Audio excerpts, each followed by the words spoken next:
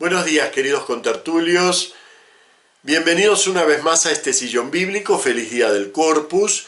Y les pido disculpas que lo subo un poquito tarde, pero no quería dejar pasar el Corpus sin tener este vídeo de exploración en las lecturas.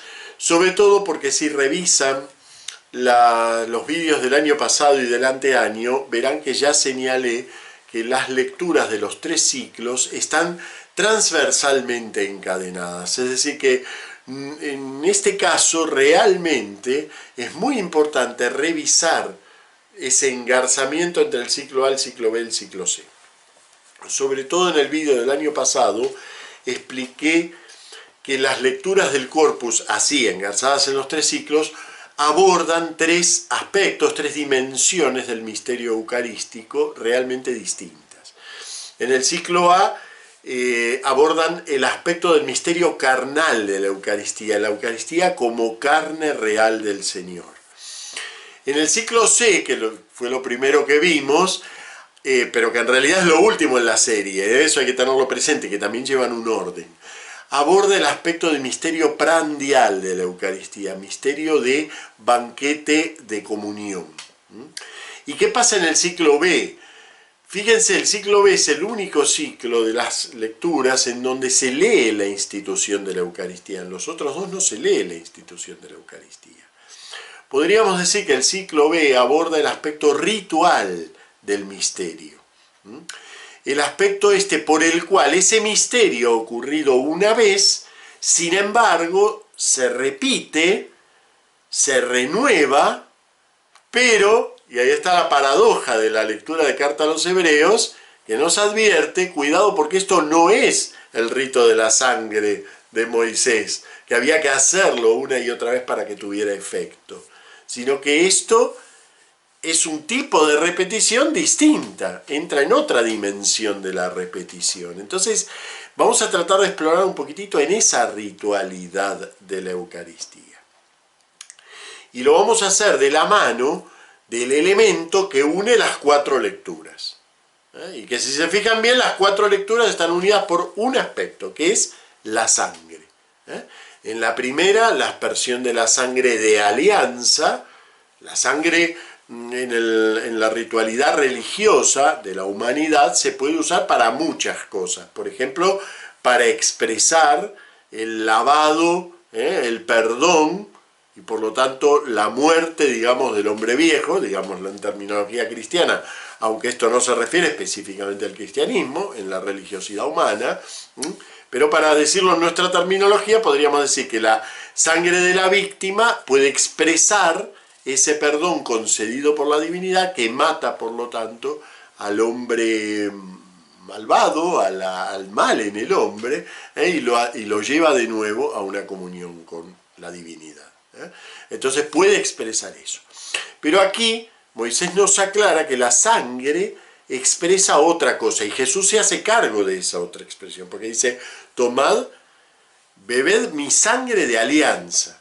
Entonces es otro aspecto de la sangre. La sangre expresa la comunión de vida. La sangre, en el lenguaje bíblico, la sangre es siempre la vida, el impulso vital, el fluir vital, precisamente porque la vida no se puede encerrar. Entonces el mejor símbolo de la vida es precisamente la sangre o el viento, es decir, el espíritu, ¿no? Anda ahí siempre en la Biblia, el lenguaje de la vida tiene que ver con el soplo y con la sangre, porque son 2 fluidos. Bueno, muy bien. Entonces, comienza Moisés aclarándonos que esta sangre es sangre de alianza. Y hace un rito que a nosotros puede resultar espantoso, que es la aspersión de la sangre sobre la cabeza de la gente. Pero bueno, la religiosidad natural del hombre es así de cruenta. Y nos podemos preguntar, bueno, pero ¿por qué la sangre? ¿No podía además el Señor elegir un símbolo un poquitito más delicado que la sangre? ¿Por qué la sangre? Miren, hay un ensayista, es de estas personalidades de muchos aspectos y de gran profundidad, el pensador francés del siglo XX, René Girard, Es muy difícil de clasificar, no es teólogo, no es filósofo, no es antropólogo, sino que realmente sus ensayos son de una gran profundidad, llevan mucho a pensar, ¿no? Y hay uno en particular, uno muy conocido de él, que se llama La violencia y lo sagrado. Y se hace una pregunta interesante: ¿por qué los ritos religiosos requieren violencia? ¿Por qué, en particular, los ritos vinculados a la sangre? ¿Qué es lo que hace que la violencia esté tan unida a lo sagrado? Y bueno, el libro es larguito, simplemente voy a resumir cierto aspecto de la idea central que me parece muy valiosa para entender nuestra ritualidad. Dice René Girard que, bueno, la violencia está instalada en la comunidad humana, la violencia forma parte de lo que rodea al hombre. De hecho, si no tuviéramos los límites de las leyes, el mundo sería muchísimo más violento. Pero aún así, con las leyes y todo, necesitamos la coerción de una fuerza pública para que nos lleve a cumplir las leyes, porque si no, no se cumplen las leyes por sí solas, Entonces, y eso no es solo en el mundo del hombre, también en el mundo de los animales.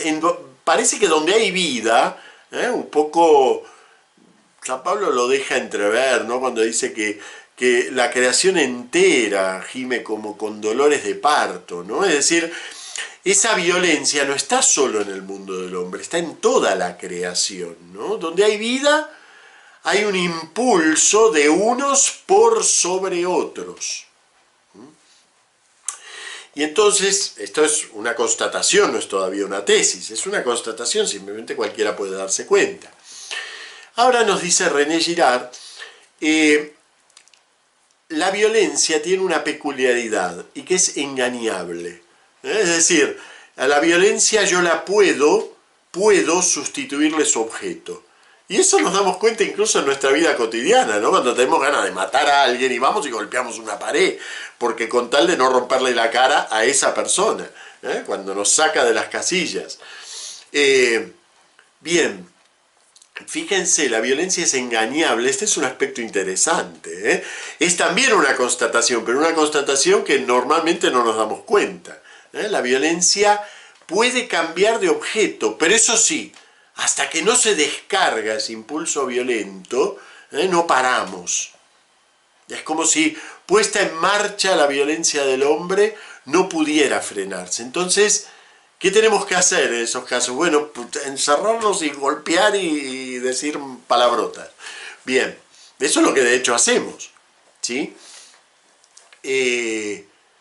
Nos dice, ahora sí viene la tesis de René Girard, que en general el hombre escoge como víctima algo que tenga ciertas características del enemigo.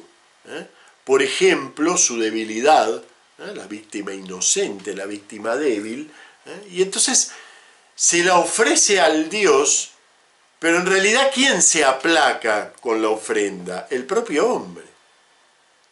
A través de la víctima sustituta, aplaca su violencia, ¿no? Y entonces ese rito debe ser una y otra vez repetido. ¿Por qué? Porque la violencia en el hombre no acaba. Es interesante este pensamiento, sobre todo cuando nos damos cuenta que el propio Dios bíblico revela que la ofrenda no es para él, que a él no le interesa en absoluto comer carne de toros y beber sangre de cabritos. ¿Comeré yo carne de toros? ¿Beberé sangre de cabritos?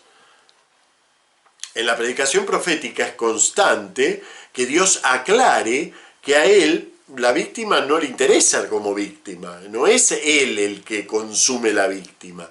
¿Y qué hace entonces esa víctima en la vida religiosa de los hombres? Vuelve sobre el hombre, por un lado, para recordarle su estado de ser en ebullición, de ser violento, y por el otro para aplacar esa violencia. Bien, ese sería el sentido de la ritualidad violenta, de la ritualidad, vamos a decir, en sangre, de la religiosidad natural. Ahora bien, Jesús asume eso. Jesús asume eso. Pero claro, cuando vamos a Carta a los Hebreos nos dice, pero cuidado, porque el sacrificio de Jesús es único.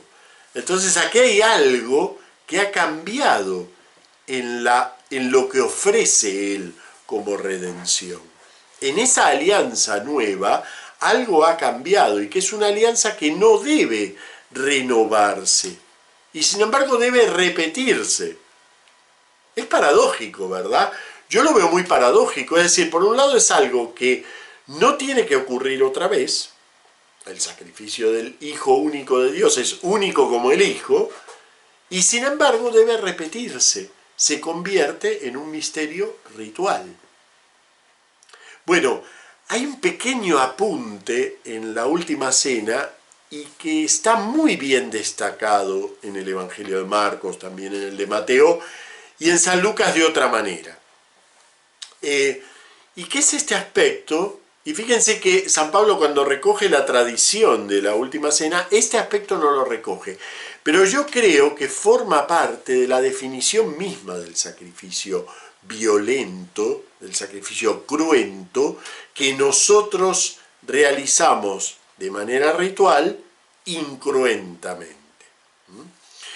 Y que es ya no beberé del fruto de la vid hasta el reino de los cielos. Es como si en ese momento Jesús entregara la ritualidad de su sacrificio a los hombres. Los hombres necesitan la repetición. Y sin embargo, ese rito como tal no hace algo nuevo, sino que trae de nuevo a la misma y única víctima. Es algo muy curiosa esa frase, porque uno diría que en cierto sentido no tiene nada que ver con el contexto.